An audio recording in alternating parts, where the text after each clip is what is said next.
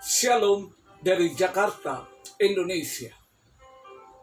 Selamat berjumpa kembali dengan Berti Wauruntu dalam khotbah singkat melalui YouTube dan media sosial lainnya. Bulan April pada minggu ke-15 tahun 2022, khotbah singkat bertemakan puncak sengsara dan kematian Tuhan Yesus Kristus dan implikasinya.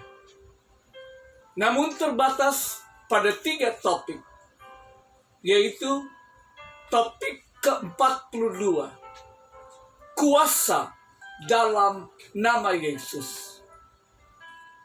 Topik ke-43, darah binatang dan darah anak domba Allah.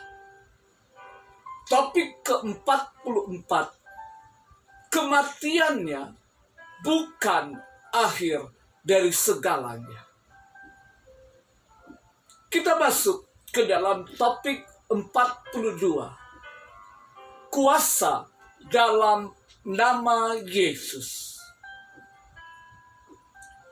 Mari kita buka Alkitab kita pada kitab Kisah Para Rasul. Kisah pasal ketiga ayat ke-17 dan ke-18. Hai saudara-saudara, aku tahu bahwa kamu telah berbuat demikian karena ketidaktahuan, sama seperti semua pemimpin kamu. Tapi dengan jalan demikian, Allah telah menggenapi apa yang telah difirmankannya dahulu dengan perantara nabi-nabinya, yaitu bahwa Mesias yang diutusnya harus menderita. Kisah Para Rasul pasal 3 ayat 11 sampai 26 adalah khotbah yang Petrus berikan di bait suci. Sementara Petrus dan Yohanes memasuki bait suci untuk berdoa, Petrus menyembuhkan seorang pengemis lumpuh yang meminta sedekah. Singkatnya, pria itu disembuhkan dan melompat memuji Tuhan. Ketika hal ini terjadi, menarik perhatian orang banyak. Petrus menjelaskan bahwa kuasa penyembuhan tidak datang dari mereka, tapi dari Yesus dari Nazaret yang dibunuh oleh orang-orang Yahudi. Hasilnya beragam. Para pengikut Yesus mendapat perhatian yang tidak diinginkan dari pejabat umat Yahudi. Kisah 4 ayat 1-3. Tetapi 5.000 pria bertambah, belum wanita, menemukan iman di dalam Yesus Kristus. Kisah pasal 4 ayat 4. Petrus telah berbicara tentang tanggung jawab umat Yahudi dalam penyaliban Yesus. Rincian penyaliban tersebar di seluruh perjanjian lama dan baru.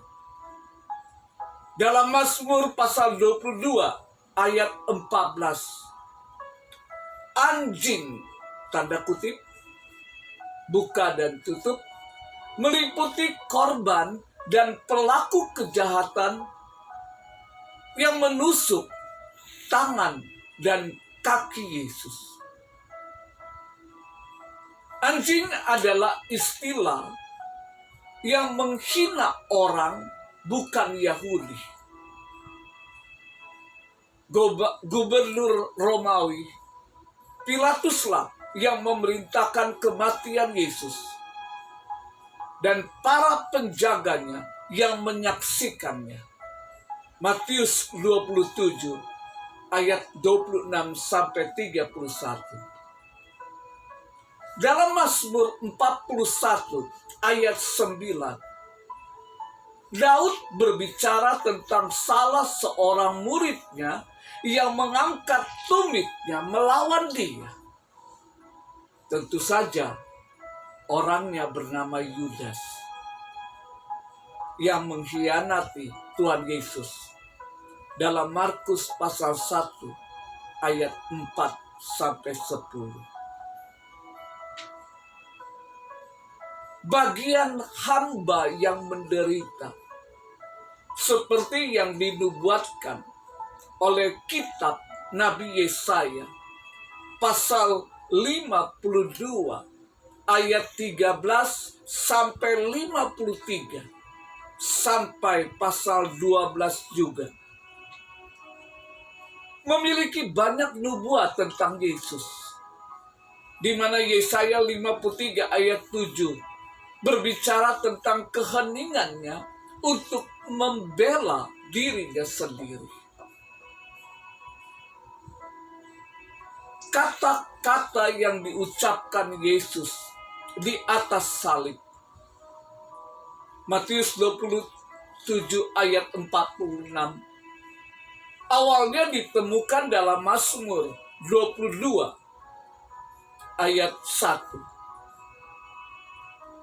Daud juga menubuatkan hinaan yang diterima Yesus di kayu salib. Matius 27 ayat 41 sampai 43. Dalam Mazmur 22 ayat 78 termasuk yang sangat spesifik. Ia percaya kepada Tuhan, biarlah Dia yang melepaskannya. Mazmur 22 juga meramalkan atau menubuatkan pakaian Yesus yang dibagi dengan undian. Cek di dalam Mazmur 22 ayat 18 yang dilakukan oleh para prajurit dalam Yohanes 19 ayat 23. Petrus melanjutkan khotbahnya dengan menawarkan kesempatan agar mereka bertobat. Banyak orang tidak tahu kalau Yesus adalah Sang Mesias. Mereka tetap berdosa besar, tapi Tuhan memberikan kesempatan kepada mereka untuk bertobat. Mereka tidak tahu, karena itu mereka memakukan Dia di kayu salib. Tetapi kejahatan membunuh Kristus yang tidak bersalah ternyata dipakai Allah untuk menggenapkan rencana keselamatannya. Yesus Kristus memang harus dibunuh untuk menjadi korban bagi banyak orang. Berarti mereka yang ikut membunuh Yesus tidak bersalah?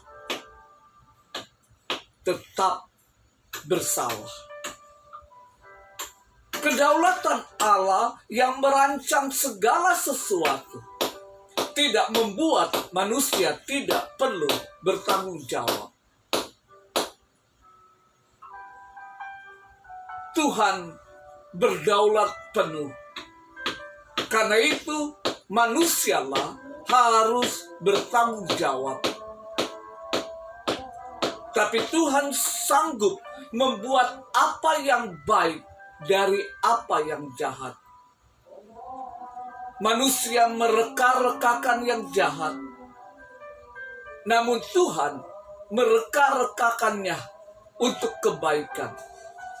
Seperti yang dikatakan oleh Yusuf dalam Kejadian 50 ayat 20. Kejahatan yang paling besar adalah pembunuhan terhadap anak Allah. Karena rancangan jahat manusia yang penuh kebusukan dan dengki. Namun kebaikan yang paling besar adalah Yesus Kristus mati di kayu salib demi menebus dosa manusia. Kebaikan paling besar terjadi karena tangan Allah yang penuh kuasa dan kebaikan. Memang orang Israel telah membunuh Kristus. Tapi Tuhan Allah memakai peristiwa ini untuk memperdamaikan orang berdosa dengan dirinya sehingga mereka menjadi umat-Nya. Demikian pula untuk Anda umat yang percaya di Indonesia. Berita ini bukanlah berita yang baru saja dinyatakan. Ini bukanlah berita para rasul saja. Namun berita tentang Kristus yang harus mati, menebus dosa manusia, telah dinyatakan oleh para nabi dari Perjanjian Lama. Sang penebus harus mengalami sengsara, bahkan kematian. Yesaya 52 ayat 13 sampai 53. Yesaya 53 ayat 10 dan Mazmur 22. Apa yang terjadi adalah penggenapan dari rencana Allah sejak zaman yang lampau. Sebagai kesimpulan, di balik penderitaan yang dialami oleh Yesus dan murid-murid serta pengikutnya, meskipun kita mengetahui dengan pasti bahwa semuanya adalah kejahatan umat manusia atas rencana keselamatan Allah, namun sudah dinubuatkan sebelumnya. Namun Yesus harus mengalaminya untuk menggenapinya. Ini merupakan berkat tersamar pada awalnya. Kita mengetahui ada kuasa yang diberikan oleh Allah dalam nama Tuhan Yesus Kristus. Dan sekarang tepatnya tidak lagi menjadi berkat tersamar, tetapi menjadi berkat sesungguhnya. Seperti yang diungkapkan dalam Kisah pasal 3. Petrus berkata kepada pengemis yang buta di dalam Kisah pasal 3 ayat 6 dan 9. Emas, perak tidak ada padaku, tapi apa yang kupunyai, kuberikan kepadamu. Demi nama Yesus, orang Nazaret itu, berjalanlah. Lalu ia memegang tangan kanan orang itu dan membantu dia berdiri. Seketika itu juga kuatlah kaki dan mata kaki orang itu. Ia melonjak berdiri, lalu berjalan kian kemari dan mengikuti mereka di dalam bait Allah, berjalan dan melompat serta memuji Allah. Seluruh rakyat itu melihat dia berjalan sambil memuji Allah. Ada kuasa dalam nama Yesus. Lakukanlah untuk dirimu keluargamu, dan pelayananmu, semuanya akan melahirkan kemuliaan bagi nama Tuhan Yesus Kristus. Terpujilah nama Tuhan. Haleluya.